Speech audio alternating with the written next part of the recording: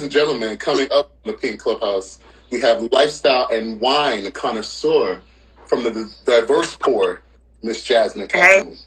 Hey. Welcome. What's up? Welcome. I love your smile. I got it from my daddy. You know what I'm saying? He passes good teeth on to me, so Great. I'll take it. Hey, happy Monday. Thank you. Happy Monday. Yes, it's so good to see you, Lawrence. It's good seeing you as well. I'm saving the best for last. And it's nice to meet you. Yeah. Meeting beautiful people, that's a vibe. So yes. Jasmine, welcome to the show. We are excited, so excited to have you here. Could you tell us about yourself and how you came up with the creative idea of pairing wines with music? Okay, so long story short, about 2 or 3 years ago, I started keto. Why? I don't know. Listen, don't ever do it. It's low sugar, low carb. Yeah. Nobody has time. I mean, it works. It works. You will lose weight. You will. I mean, it is fast. But I didn't want to give up my wine. And so I started figuring out wines that had low sugar. And I just learned so much about wine. And it just kind of transitioned to, I'll be outside. I'm going to showcase some wine today. I'm drinking this beautiful Garnacha Rosé. Okay. It is incredible. And I've been drinking the whole time y'all been talking. So if I slur, I'm so sorry. But I used to pour wine. I was like, what if I slow-mo this video with this wine pour? What would it look like? And those videos, they hit, and then I would pair it with Stevie, or I pair it with Earth, Wind, and Fire, or whatever mood I was in. And it just took off. And I realized it's a vibe. Wine and music together is literally a vibe. And so it just took off. And then it kind of brought out the creative side of just posting videos, finding ways to make wine a little, I'm not going to say less sophisticated, but less scary. Because I think wine is a little scary for people at times. They're thinking, well, I got to be bougie, and I got to hold it with my pinky out, and I got to swirl it, and listen, do the whole.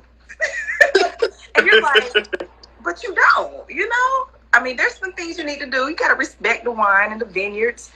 But at the end of the day, it was, look at you, see? Now, Jesus going to turn that water into wine in a minute. You keep playing. Come on. But listen. And for me, it was all about that. It was all about making wine accessible to people, making it fun, making it vibey, and just creating an entire experience from it. And so it just, from that point, took off. And then I found myself at this restaurant in Atlanta and meet this incredible guy. And by meeting this incredible guy, meeting you. So wine will take you places. It will take you places. It'll have you in the realm of beautiful people. Yeah. Did you happen to go to Wine and Culture Fest this year? I did not. I didn't either. I'm so sad. I really want to go next year. But I've heard. And you've told me that before.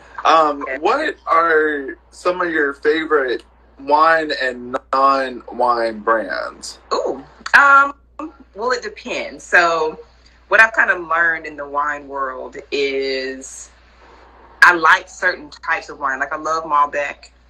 Any Malbec from Argentina, is the real deal. Italy. Yes. And so I tend to like wines from South America or Spain. And I'm learning a little bit more about Italian and French wine. So that's my next thing, is learning more about wines in those regions and how they're bottled, how they're produced, how they're grown. I took a trip to Napa in May, and that was the most, you talking about somebody trying to act fake bougie. I was I'm like, listen, I know all things wine. I'm trying to act like I know what they're talking about. Yeah, she's right. That's how it was grown. No, good and well. I knew nothing. But it was incredible just because, for one, the reason why it's the diverse pour is because there's not a lot of us in wine. And that's the beauty of Wine and Culture Fest, is it brings all of us together to say, hey, we're out there with the wine producers, checking the soil, checking the water levels, doing all these things that people don't know is happening to grow a beautiful glass of wine. And we're the main people doing it. But yet, at the end of the day, we'll drink our glass of Moscato, but don't know what we're actually drinking. And I think at the end of the day, you have to know what you're talking about. 2, find yourself in circles where drinking a beautiful glass of wine will get you kind of in there.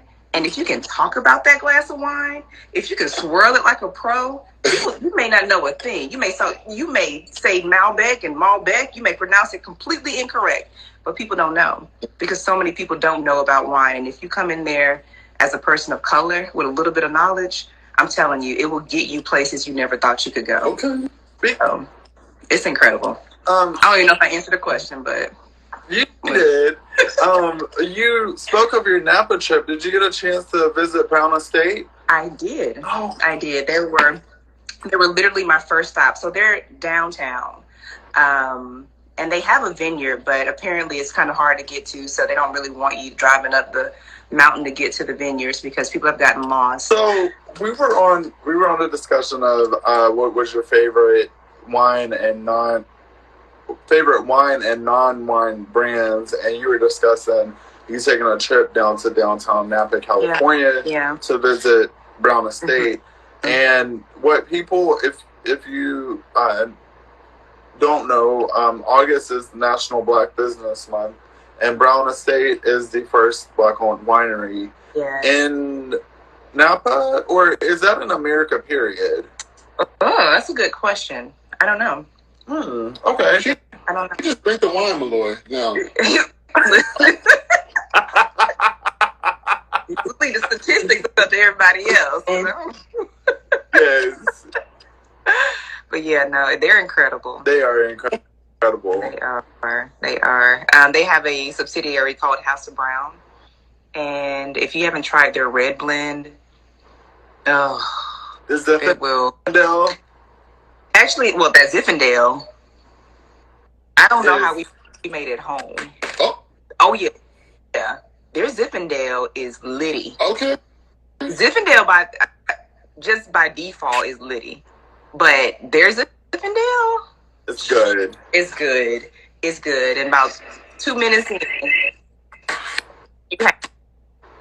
you're real happy. Right. Yeah, and that's what we want. My favorite wine, if it's a wine, you're going to be able to tell me this or not. But I think the sangria. Okay, so sangria is made of red or white wine. I like white. Other added goodness. Right. So yeah, it's a wine-based drink. Okay. That's my favorite. Yeah. It gets me going somewhere. It does. It does. Yes. Wine is so amazing. So we just discussed the favorite and non-favorite wine brands.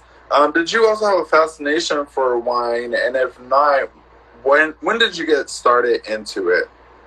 So really, I'm gonna say growing up because I can't talk about I wasn't 5 drinking wine. I promise. But I think wine itself was fascinating just because it was, to me, easier to drink than alcohol. And so you kind of move into it with the Arbor Mist. So when I first started, at 21, a little bit of Arbor Mist, some wine coolers, kind of getting adjusted to the taste. And I think over time, my aunt loves Yellowtail wine. Like, if it ain't Yellowtail, she ain't drinking it. I was like, y'all tripping. And I just started researching wine more just because it was interesting to me. And if I can have a quick nerd moment. So my background is in biology and chemistry. And I realized that wine was a lot of chemistry. And so the more I learned about wine and how it was made and why you smell what you smell and why the profile has what it has and why you can have a glass of rosé and you have hints of raspberry and strawberry. And it's literally because you have those actual complexes and those chemical complexes in that wine. And it's from the fermentation process. It's from how, the soil that is planted in. Like, it is so complex. It's incredible. And so I think there's so much about wine that just speaks to every part of me. It speaks to the audiophile in me. It speaks to the the scientist in me. It speaks to the ratchetness in me. It speaks to whatever. Really? Yeah, because wine. See, wine will, let me tell you. I don't get ratchetness.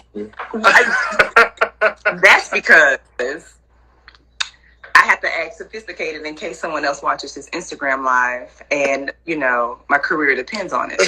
But wine will get you, it's like that nice little, you know, the roller coaster. You just chilling, you good, okay. We picking up momentum. I'm good. You get to that top. That's what wine does. It's like you hit that momentum and the next thing you know, you saying what you don't need to say. Right. So it's all about it's all about the momentum. And it's a good solid, like you have a good hour or so before you get there. Right. But it's because it sneaks up on you. It sneaks up on you. Yeah. And then it's like professional ratchetness. Yeah. Right. I don't feel like you want to fight on wine. No, you don't. You don't. You'll hug somebody, but then you hug them so tight they know you about to be like, keep playing. It's the whisper in the ear. Ooh. You know, I'm not gonna fight, but let me stop. I need to pray after this. Look, the wine sneaking up on you right now. It's so amazing to definitely witness the conversations that can happen over a glass or a bottle of wine. Wine and coffee goes similar with one another versus spirits. Right. Agreed. And if you're just joining us, we are here with Jasmine Calhoun, who is a wine connoisseur. She is the owner of the Diverse Pour. Yes. I love that name. So as a wine connoisseur, what are some tips and tricks that we can use to enjoy and experience wine? And are there health benefits to wine? Oh, most definitely. So I think the biggest thing that people can do. I didn't know that. Oh yeah, we'll talk about it for sure. I think the biggest thing people can do is kind of branch out from the grocery store. Ooh. Go to your local wine shops, because a lot of times, sorry, my dog, I promise she ain't drinking, but a lot of times she might be, I don't know. A lot of times people will, or grocery stores and big chains, they're just there for a profit. And so they will buy, obviously, the producers that will give them the cheapest bottle for the most cases of wine. And there's nothing wrong with that at all. Like when I'm struggling, I will hit Publix up real quick and go to that middle shelf and buy what I need to buy, 2 for $10. Like it happens. But you don't get the nuances of wine that you can with the wine shop. So in Atlanta, 3 Parks Wine Shop. It's a Black-owned wine shop. Beyonce loves this shop, by the way. Bae loves 3 Parks Wine. And it is in the Grant Park area, I think. But it's amazing. You walk in there, you have young Black women and men showing you what to buy. The price point is the same as what you would buy in Publix. And you have hundreds of different varietals of wine. The education is incredible. You can do wine tastings. You do a flight of wine. Taste a little bit to figure out what you like and just kind of grow in your education.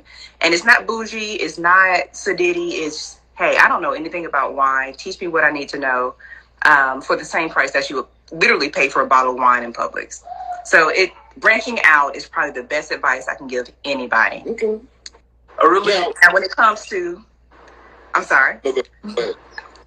When it comes to health benefits, so the beauty of especially red wine is tannins.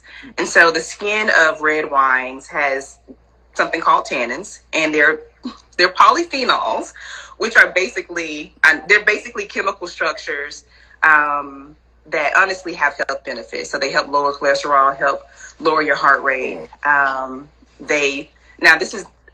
Don't go drinking 2 or 3 glasses a night. I'm talking about, I'm doing it for my heart health. But it does have natural benefits. It does have some natural benefits, and it relaxes you. And so anything that relaxes you, that calms you down, I feel does have a health benefit. It's just doing it more responsibly. But chemically and physiologically speaking, wine does have health benefits for sure. Hit me in my DMs if you want more information about the tannins and polyphenols. We can talk more about it for sure. Yeah. Well, now I like to drink Not that I'm promoted by them. I don't respect it. I should get a check for how many bottles I have. But I like Capriccio. Do you ever drink? I haven't. Sangria. It has like the colorful bottle. It's really yes. That's my go-to. Like, and I will bring it everywhere because plus it's $7.99, and like, I told you I ain't mad at that. It's $7.99, and you can buy like a few bottles and bring it to the party, and it how's your outfit and everything, the whole thing. But yeah, that's my favorite. What's a good sangria that I should probably look into? White sangria. I don't like. Honestly, I would say make your own. Oh. Make your own. Get a good bottle of white wine. If you are, say you're at Publix, I mean, you can do a Yellowtail Pinot Grigio or Sauvignon Blanc, chill it. This is what I've done, actually. You can pour a whole bottle of wine in an ice tray, freeze it, get another bottle of wine, and once the other wine is frozen, blend the bottle of wine with the iced wine together, add some frozen peaches, add other frozen fruit, and you can do like a little wine sangria slushy. Like, it is incredible. And so usually with white wine sangria, you add a little brandy, because that's part of it too, is there's a secondary alcohol involved, and that's why you're feeling really good. So add a little brandy, add a little rum, and it just elevates it. So, dropping gems. Like, it sounds amazing. Wine on top of wine on top of wine with fresh. Love it. Yes. It's good stuff. So yeah, I would say make your own. But if you're gonna go back to, back in the day, Frenzia has a really good, just old school sangria. I'm telling you, I'm an Arbor Mist girl. So when I was in college, it was Arbor Mist. Right. So, hey, but make your own. No, it's a game changer. I'm going to. Yeah. Game changer. And I can give you some recipes too. Yeah. I got you. Well, we definitely want to say thank you for stopping by and being here with us. Thank you for sharing your knowledge. Thank you for dropping your gems when it comes to the sangria. Where can we find more of Diverse Pour, and what is next for your amazing brand? We have a lot of things coming up. So actually tomorrow I'm starting a 10-week entrepreneurial course, and it's really to kind of highlight my brand and understand how to promote my brand. So I really want to do more wine curation, going into people's homes and telling them and showing them how to enjoy wine, creating experiences for people. But it's so interesting and different that I really need some guidance on how to do that. So those are the next steps for The Diverse Pour. You can follow me on IG at The Diverse Pour, Facebook, and I think that's it. And Threads, for sure. Yes. That's the new thing, so I'm trying to jump on board. Get on Spill. Yeah. You might be. Yeah. You know about Spill. Okay. Yes. I'm trying to. I'm 37, so I'm trying to figure out all kind of stuff. You don't look 37 at all. Oh, well, I appreciate that. So it's the ring light, it's.